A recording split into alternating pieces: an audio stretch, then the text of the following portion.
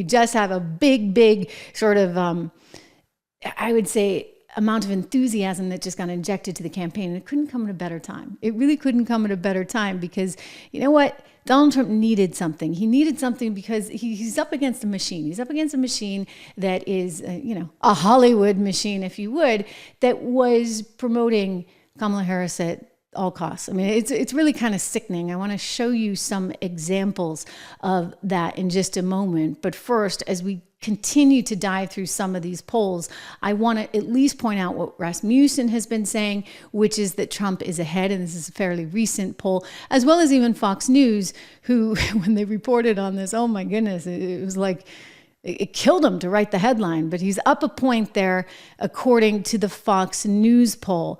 So not as significant as what you're seeing at Polymarket, but again, these polls tend to be a little bit more of laggards, if you will.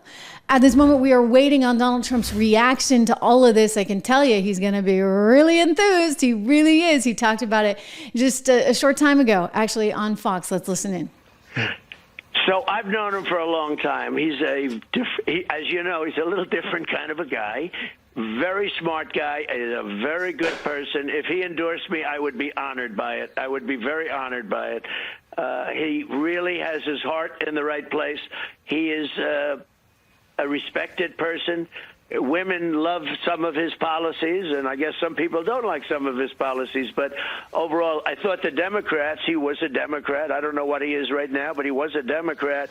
They treated him very badly. I think he would have, he goes around saying he would have beaten Biden in the primary. I think there was a good chance. What they did to him was what they did to Biden.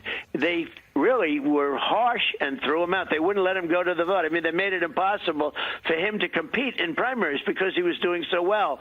And they basically made it impossible for him to do what I think he would have been successful. I think he would have overthrown Biden because Biden is so bad as a president. When I hear this talk about Mount Rushmore, I turn off your television. If I have to read an article, I just throw it down. Mount Rushmore for this man who is the worst president in our history. He's allowed, and she is, because she was the border czar. Now she disowns that.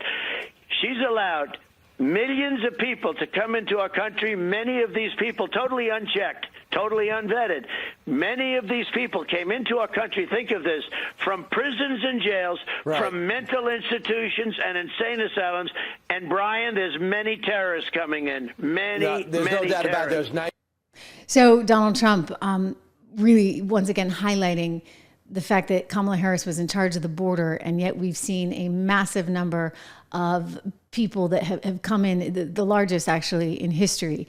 And so that's, I think, in some ways, to a certain extent, and I'm being extremely diplomatic here, the proof is in the pudding, if you would, right? In other words, if you cared that much about actually securing the border, as she promised us she did last night, if you cared that much about it, then why didn't you do it? You had 4 years, for goodness sakes, nearly 4 years, and yet we've gotten nowhere. You've had time to fix the economy, and yet we've gotten nowhere. You look at the instability in the world today vis-a-vis Russia, Ukraine, some of the other things that, by the way, JFK Jr. talked about, and he's just passionate about trying to ensure better peace in the world. And I think that this is going to be meaningful for the Trump administration. Let me just say, he needed something. I think that the people out there, especially the people in the middle, I get it. If you're part of the base, and you maybe, if you're watching this show, and you're so needed and you're so loved by him, but it doesn't necessarily mean the whole election. You've got to enthuse some other people in the middle. And I think that the middle had gotten kind of lost, if you would, all in the hoopla of this ridiculous, if you would, DNC effort, and you're hearing from this, that, and the other, all singing Kamala's praises. Well, by the way, she will not go off script. She will not take an interview. She will not do a press conference.